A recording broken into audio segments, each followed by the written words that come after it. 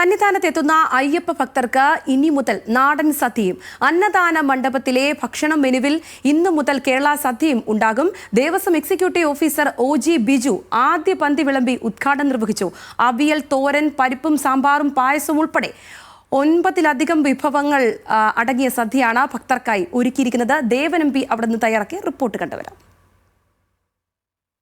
ശബരിമല സന്നിധാനത്ത് ഇനി മുതൽ കേരളീയ ഭക്ഷണം കൂടി ലഭ്യമാവുകയാണ്. നല്ല നാടൻ സദ്യയാണ് ഇനി മുതൽ ഭക്തർക്കായിട്ട് ഇവിടെ ഒരുക്കിയിട്ടുള്ളത്. അതിൽ ചോറുണ്ട്, സാമ്പാറുണ്ട്, പരിപ്പുണ്ട്, അവിയൽ, തോരൻ, പപ്പടം ഇതൊക്കെ കൂടാതെ പായസം കൂടി കൂട്ടിയിട്ടുള്ള ഒരു വിഭവസമൃദ്ധമായ സദ്യ തന്നെയാണ് ഇനി മുതൽ ഇവിടെ എത്തുന്ന ഭക്തർക്ക് ലഭിക്കുക. ഒന്നിടവിട്ടായിരിക്കും ഇത്തരത്തിൽ സദ്യ ഉണ്ടായിരിക്കും. ഒരു ദിവസം പുലാവാണെന്നുണ്ടെങ്കിൽ അടുത്ത ദിവസം സദ്യ, അങ്ങനെയായിരിക്കും ഇനി മുതൽ സന്നിധാനത്തെ അന്നദാന മണ്ഡപത്തിൽ സദ്യ ഉണ്ടായിരിക്കുന്നത്. ഇപ്പോൾ അതിൻ്റെ ആദ്യത്തെ പന്തിയാണ് ഇപ്പോൾ നടന്നുകൊണ്ടിരിക്കുന്നത്.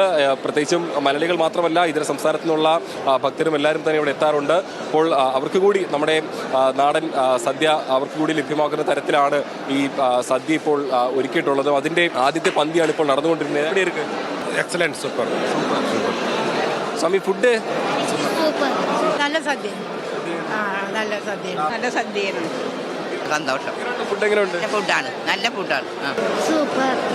കേരളത്തിലെത്തുന്ന ഭക്തജനങ്ങൾക്ക് മലയാള സദ്യയുടെ ഒരു രുചി കിട്ടുക എന്നുള്ളത് നമ്മുടെ സംസ്കാരത്തിൻ്റെ കൂടി ഭാഗമായത് ആകയാൽ അത് അങ്ങേയറ്റം ഭക്തജനങ്ങൾ ഉൾക്കൊള്ളും എന്നുള്ള വിശ്വാസത്തോടു കൂടിയാണ് ഇത് ആരംഭിച്ചിരിക്കുന്നത്. വളരെ സന്തോഷത്തോടു കൂടിയാണ് ഭക്തജനങ്ങൾ ഇത് ഇന്ന് സ്വീകരിച്ചു തുടങ്ങിയിട്ടുള്ളത്.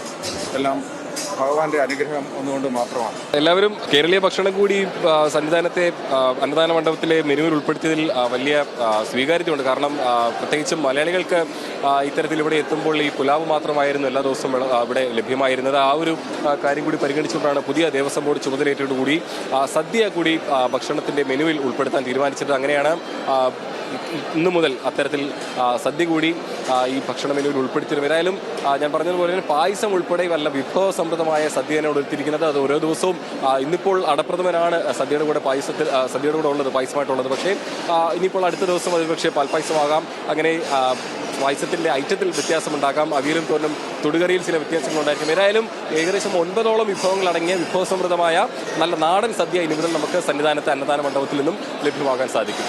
സന്നിധാനത്തിൽ നിന്നും കൃഷ്ണപ്രസാദിനൊപ്പം ദേവൻ MP, ന്യൂസ് മലയാളം.